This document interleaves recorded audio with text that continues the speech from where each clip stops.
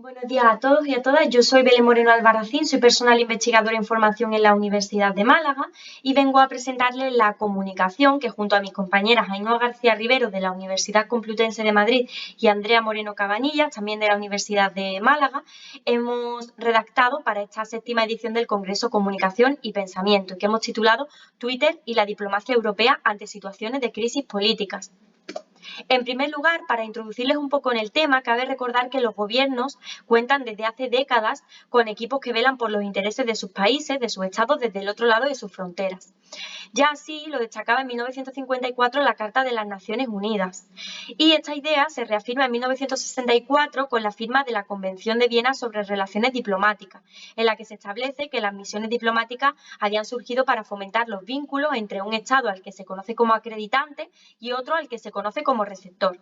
Eso sí, desde ese año, desde 1964, la diplomacia ha experimentado cambios bastante significativos, en gran medida debido a la evolución de las nuevas tecnologías, que ha dado lugar a lo que Fernández Pasarín denomina como diplomacia pública, es decir, una diplomacia que trasciende los edificios de las embajadas y que ahora también se desarrolla en el medio online. En este escenario de diplomacia pública, las redes sociales se configuran como espacios para la difusión de información y también como herramientas de gestión de crisis en tiempo real. Es decir, las redes sociales dan la oportunidad de ir solventando los problemas a medida que van surgiendo y a la vista de todos. Recordemos que se trata de una diplomacia pública. Entre esas redes sociales, según Melisén, destaca Twitter, que es la más empleada para propiciar la comunicación entre ciudadanos y los servicios del exterior. Por ende, actualmente Twitter se configura como un instrumento al servicio de la misión diplomática. Considerando todo ello y considerando también la situación política internacional en la que nos hallamos inmersos actualmente, con una contienda activa entre Rusia y Ucrania, esta investigación parte del objetivo general de analizar la estrategia de comunicación implementada en Twitter por la diplomacia europea en torno a esa invasión de Rusia a Ucrania. De ese objetivo general se derivan 4 objetivos específicos. En primer lugar, comparar los tweets creados y los tweets compartidos para ver en qué basa cada embajada su estrategia de comunicación. En segundo lugar, evaluar la interacción de las embajadas con el público, a partir del análisis del número de respuestas de las embajadas a los comentarios del usuario en sus propias publicaciones. En tercer lugar, cotejar los formatos empleados y, por último, analizar las temáticas abordadas a través de esos tweets. Para alcanzar esos objetivos, se plantea una metodología empírico-analítica basada en un análisis de contenido tanto cuantitativo como cualitativo de los tweets publicados. Ese universo de estudio, que hemos dicho que es la diplomacia europea, se acota a las embajadas de España, Alemania y Francia, que van a ejercer como objeto de estudio en esta investigación. En total, se analizan 134 tweets, ya sea creados o compartidos. La clave es que aparezcan publicados en los perfiles de las embajadas de España, Alemania y Francia en Ucrania entre el 24 de febrero y el 24 de marzo, es decir, durante el primer mes de la contienda. De este modo, se va a realizar un análisis en retrospectiva de esta estrategia de comunicación implementada por las 3 embajadas. ¿Qué variables se van a tener en cuenta en la ficha de análisis para desarrollar el análisis de contenido? Se van a tener en cuenta unas variables conforme a la vertiente cuantitativa de la investigación, que son la frecuencia de publicación, el número de tweets propios, el número de tweets compartidos y la interacción mediante el número de respuestas, y por otra parte unas variables que atienden a la vertiente cualitativa de la investigación, que son eminentemente 2, el formato y la temática. Implementando esta metodología se alcanzan unos resultados que vamos a ver a continuación. En primer lugar, antes de profundizar en la estrategia que implementa cada embajada en Ucrania, vamos a pormenorizar el número de tweets publicados o compartidos por cada una de ellas. En el caso de Francia son 67 los tweets que se hallan, mientras en el caso de España y Alemania se encuentran 35 y 32 tweets, respectivamente, ya sean publicados por ellos mismos o retuiteados. Ahora vamos a centrarnos en esta estrategia. En el caso de Francia y de España y Alemania se encuentra una dicotomía, es decir, por un lado Francia, con una predominancia de tweets propios por encima de retweets, 71,6% frente a un 28,4% de tweets compartidos, y por otro lado, esa dicotomía atañe a España y Alemania, y es que en ambos la estrategia se centra sobre todo en retuitear más que en compartir contenido propio generado.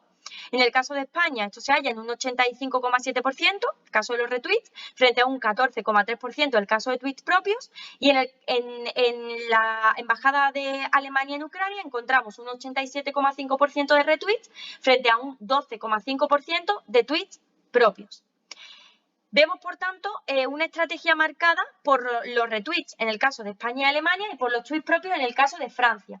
No obstante, a partir de ahora, los resultados hallados se van a centrar en esa estrategia propia, en los tweets generados por las embajadas y no retuiteados, porque así vamos a ver pues cómo se desarrolla esa estrategia propia y no tanto pues lo que comparten de otros actores involucrados, en este caso en la contienda entre Rusia y Ucrania. Entonces, vamos a centrarnos ahora en esa estrategia propia. Lo primero es decir que Francia tiene 48 tweets propios, mientras España y Alemania solo tienen 5 y 4 respectivamente. Por tanto, se vuelve a hallar esa dicotomía, por un lado Francia y por otro lado España y Alemania. En cuanto a formatos, en el caso de Francia encontramos una predominancia del texto y el link en un 87,5% de los casos, seguido del texto solo en un 8,3% y, por último, el texto y el vídeo en un 2,1%. Por otro lado, España también predomina el texto y el link, pero en este caso no lo hace solo, sino que se halla un empate con el 40% de los casos con el texto y la galería. Por tanto, tenemos texto y link 40%, texto y galería 40%. Y le sigue el texto y la imagen con un 20%. Y por otro lado tenemos Alemania, con el texto y el link con un 75% de los tweets y por otra parte el texto, un 25%, es decir, le sigue. ¿Qué vemos, por tanto? Que el texto y el link es el formato predominante en las tres estrategias. No obstante, en el caso de Francia se hallan más formatos porque hay más cantidad de tweets propios, mientras que en España y Alemania son 3 y 2 formatos los que se hallan eminentemente. En cuanto a temáticas, también vemos una dicotomía, pero en este caso no se halla tanto una similitud entre España y Alemania como se ha visto anteriormente, sino que vemos estrategias más diferenciadas en el caso de las tres embajadas. Por un lado, la embajada de Francia en Ucrania se centra sobre todo en tweets sobre declaraciones políticas y acciones políticas, es decir, qué dicen los actores políticos sobre la contienda y qué acciones se están llevando a cabo, en este caso en Francia, por un lado, apoyar a Ucrania y por otro lado, sancionar las acciones de Rusia. Y en este caso también encontramos una predominancia de la acción política diplomática. Es el único caso en el que la hallamos. Es decir, recordemos que estamos analizando las estrategias de comunicación implementadas por 3 embajadas europeas. Y solo vemos que en Francia hay tweets dedicadas a esta acción política diplomática. Es decir, a cómo funciona la embajada, a qué hace el embajador, a qué opina el embajador y a qué dice el embajador. Solo en el caso de Francia lo encontramos. En el caso de España vemos la acción solidaria y la información diplomática empatadas, sobre todo qué está haciendo España para solidarizarse con Ucrania y qué está haciendo la embajada pues para ofrecer servicios bien a los refugiados ucranianos en España, bien a los españoles en Ucrania. Además, en el caso de España también se halla algo específico que no se halla en las otras dos cuentas y es la cobertura mediática. En el caso de España se dedican 2 tweets a difundir noticias que se han publicado en medios nacionales sobre la contienda y que atañen al gobierno español, aunque no a la embajada. Entonces, es algo muy significativo de la cuenta española.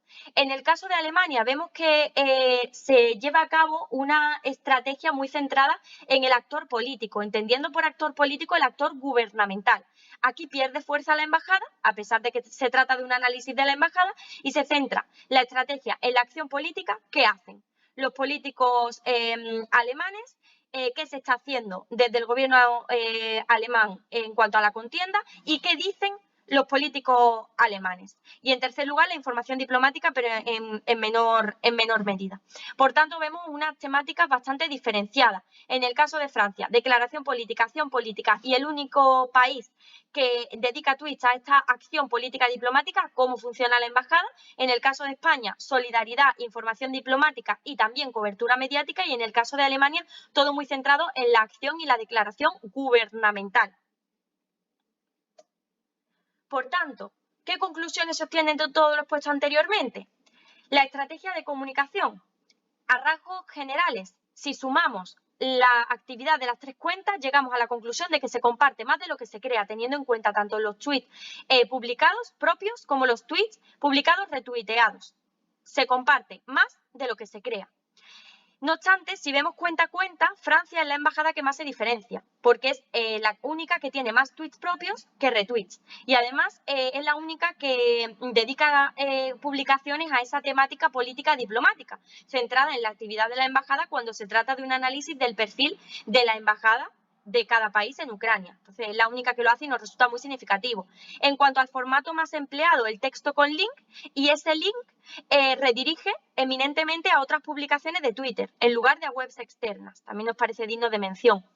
En cuanto a la temática predominante, la declaración política, que dicen los actores políticos sobre la contienda, cómo se manifiestan sobre ella, y en este caso no está tanto marcada la temática por los tweets propios, sino más bien por los retweets de actores políticos involucrados. En el caso de España y Alemania se trata del ministro y la ministra, en este caso, de Asuntos Exteriores, y en el caso de la Embajada de Francia en Ucrania, del propio embajador francés, retomando esta importancia que se le da a la actividad diplomática por encima de la actividad gubernamental en el perfil de la embajada. En cuanto a temática, a rasgos generales, no hay una estrategia uniforme. Mientras Francia se centra más en la declaración política, España lo hace en la información diplomática y la acción solidaria, y Alemania se centra más en la acción política que en la declaración, más en lo que se hace que en lo que se dice. No obstante, sí que se encuentra un rasgo común a las 3 estrategias implementadas en Twitter, y es la inexistencia de interacciones por parte de la embajada, es decir, no se encuentra ni una sola respuesta a comentarios que los usuarios hagan en publicaciones de la embajada. Por tanto, podemos concluir que las cuentas de la embajada y la diplomacia europea en Twitter actualmente ejerce como un canal de comunicación unidireccional, no dando lugar al diálogo con los usuarios. Esas son las conclusiones principales a las que llegamos por ahora con la realización de este estudio. Y nada más, darles las gracias por su atención, y si tienen cualquier duda, cualquier pregunta que podamos resolverles, no duden en añadirla al simposio y con mucho gusto la resolvemos. Muchísimas gracias.